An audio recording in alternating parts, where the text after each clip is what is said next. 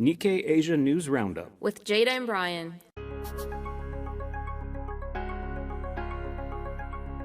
Welcome to the Nikkei Asia News Roundup with your hosts Jada and Brian, bringing you the latest updates and insights on the dynamic world of Asia and more.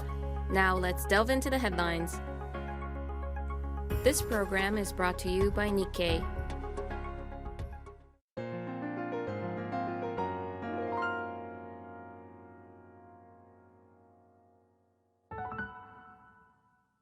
China's extended Super Golden Week holidays kicked off Wednesday, with provincial economies hoping to attract hundreds of millions of domestic tourists as they strive to reverse a slowdown in consumer spending. East Timor is becoming Asia's latest protest hotspot as students vow more demonstrations against income inequality and the government's failure to improve the economy. As India ramps up its solar power capacity, concerns have been growing about the need to curtail generation in the name of grid stability, a development that has underscored how the expansion of storage systems has failed to keep pace with that of renewable energy. Candidates running to lead Japan's ruling Liberal Democratic Party are promising to improve the lives of the middle-class working-age population, both in the short and medium term, hoping to win back a section of the public that largely shunned it in July's upper house election.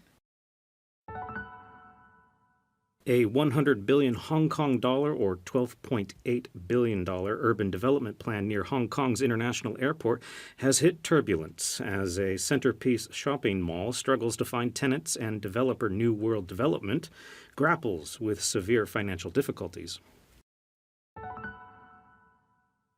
The Trump administration will proceed with the AUKUS defense pact linking the U.S., UK, and Australia, maintaining the original timeline that includes the sale of 3 Virginia-class submarines to Canberra beginning in 2032, Nikkei Asia has learned. Now moving on to the next segment.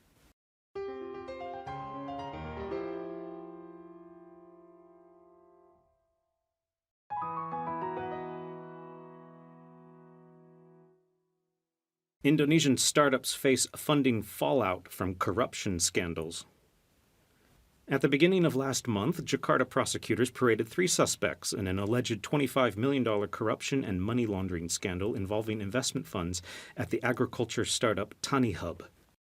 The case has reverberated through Indonesia's startup ecosystem because it implicates 2 prominent venture capital firms owned by state enterprises. But what is making waves is that the Tani Hub case is not a one-off governance scandal. Investment data demonstrates how stark the crisis is. According to Deal Street Asia's latest Southeast Asia Startup Funding Report, venture capital funding in Indonesia was just $80 million in the first half of the year, a steep drop from the $200 million logged during the same period in 2024.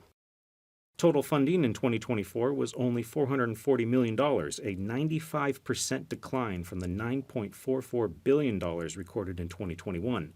Separate data shows Indonesia, Southeast Asia's largest economy, has fallen behind neighbors such as the Philippines in terms of startup investment. Moreover, figures from the past 2 years show that nearly all of this capital has gone to early-stage startups with no funding for later-stage businesses this year.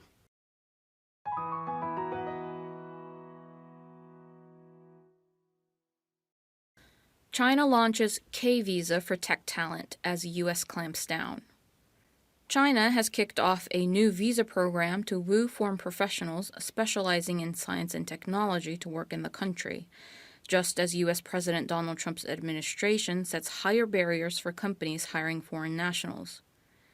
The new K-visa category, added to China's general work visa, aims to promote exchanges and cooperation between young Chinese and foreign scientific and technological talents. The rare move by China to receive foreign workers with open arms comes as it aspires to grow into a technological superpower. At the same time, tech workers in the U.S. have been dismayed by the Trump administration's hardened stance on immigration, including a $100,000 fee on H-1B work visas. American tech giants and consultancies have been among the biggest beneficiaries of the visa scheme, while over 70% of the recipients are from India, followed by those from China.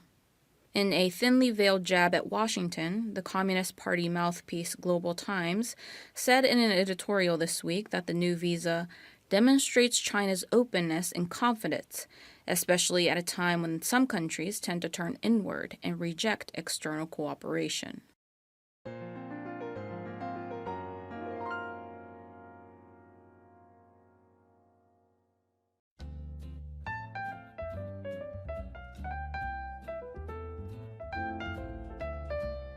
And now for news highlights. Today, we are sharing a couple of Nikkei Asia's most well-read stories in the last few days.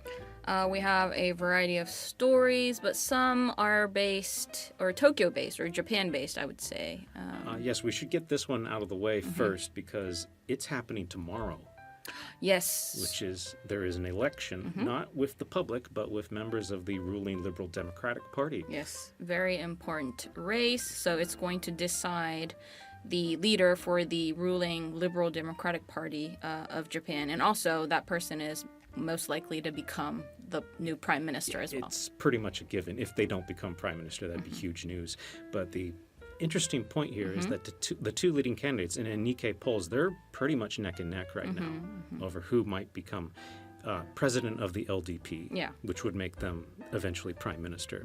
Is that we either will have the youngest prime minister ever or the first female prime minister. Yes. So both of them are the currently agricultural minister Shinjiro Koizumi, who is the son of the former Prime Minister Junichiro Koizumi. Yes, and then the other one is Sanae Takaichi. She's a female lawmaker, so she would be the first female Prime Minister of Japan. But as you mentioned, the some of the polls, depending on which poll you're looking at, it's either Koizumi's in the lead or the most favorite to become the leader, or Takaichi. So we really will have to see how it goes on Saturday. Oh, and just to point out, Koizumi is 44, so that would make him the youngest. Yes. It'll be, I mean, it's just, I think it'll be either, whoever comes on top, it'll be very refreshing to see somebody who's not the same, old no matter male. No matter what happens, it'll be a first. Yeah, so, but the new leader will obviously have a lot of stuff to tackle. Inflation, cost of living crisis is a huge issue right now, so let's see how that goes. But on another fun note, maybe, in Japan. Yeah, instead of first, we're coming to the end of something. Yes. Which is the Osaka Expo. I think it's supposed to end on October 13th. So we have a week, a little over 10 days from now. Unfortunately, I never went. Me either. And what is fun about this is that the Expo, these are tied back to World's Fairs. And they always had these big displays and new inventions. And like television was debuted at one. And some other major things that we all know about. And you don't hear about that much in modern expos. True. But we do have one story about Kubota, which is a vehicle manufacturer in Japan. They've unveiled the world's first driverless fuel cell tractor at the expo. So I thought that was kind of neat that there's still some of that going on at these events. I see. 'Cause, I mean, obviously in Japan, farming is still a very important sector, but it's always sort of been suffering from labor shortage. So I guess that this self-driving tractor would be labor-saving tech. Yeah, but the other expo-related story we have, sort of expo-related, it's that tourism is still going up in Japan. That's something we keep on talking about because it keeps on breaking records. But one thing it didn't do this time is break a record for August. Or is it July? It was July in Tokyo. Okay. And a lot of that is being attributed to people going to Osaka instead. Ah, I see. And they think the expo was one of the major draws for that. Okay. And there's a side note there that if people hadn't been paying attention, there was a psychic who released a book saying there was going to be a major earthquake and tsunami in July. And that actually, people think that affected some people's decision to come visit Japan during that time. I actually know someone from Hong Kong who canceled her trip to Japan because of that. Now, it didn't happen. There was an earthquake up in Russia, but that's kind of you have to fudge some of the prediction there to make that count. Otherwise, it didn't happen. True. A couple of other stories from the Asia region. I think earlier you mentioned a story about corruption in Indonesia. Related to startup funding. Yes, but we had a other story. This was read very, very well, but it kind of involves Indonesia and Singapore. But the Indonesia Supreme Court overturned a acquittal of a Singapore-based company called Wilmar, and it's sort of an agribusiness giant in the region, but it's guilty of corruption in a case linked to cooking oil export permits. So that was had a lot of views. Cooking oil based off of particularly palm oil based, which is Indonesia is a major producer of palm oil, right? Yeah. And obviously the stock Wilmar stock plunged after this news. So it'll be interesting to see how this case goes through. Another story, we had a lot of China stories in the top this week, but Can I do the fun one? yeah, go ahead. I got to do the fun one. Yeah. Because I don't have an obsession with Labubu dolls. Though I mentioned it in a previous podcast, Yeah. but I do seem to have an obsession with Labubu obsession. The Labubu boom. Yeah, the boom over Labubu boom. And the new twist in the obsession is that, sure enough, there are counterfeit Labubu dolls circulating, and people have to beware. And of course, a lot of these counterfeits are being made somewhere in China or many places in China that are hard to track. Yeah. And that's sort of the point. But one of my favorite little bits in this story is how to spot an authentic Labubu doll versus a fake Labubu doll. And one of them is, look at the teeth. Real Labubu dolls have 9 teeth.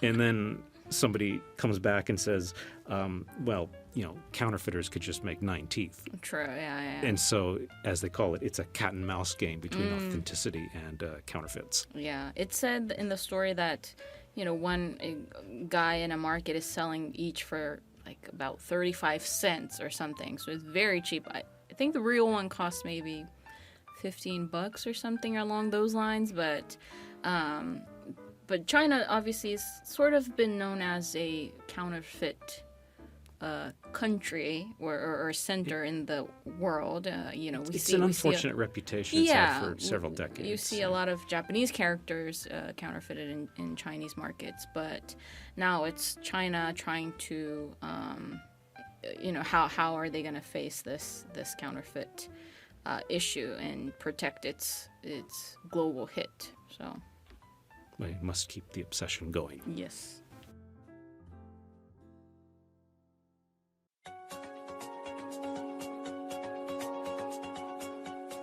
And that brings us to the close of today's episode. We look forward to having you join up again for the next edition of the Nikkei Asia News Roundup. Stay informed, stay curious. Until next time, I'm Jada. And I'm Brian. See you again, and take care. This program is brought to you by Nikkei.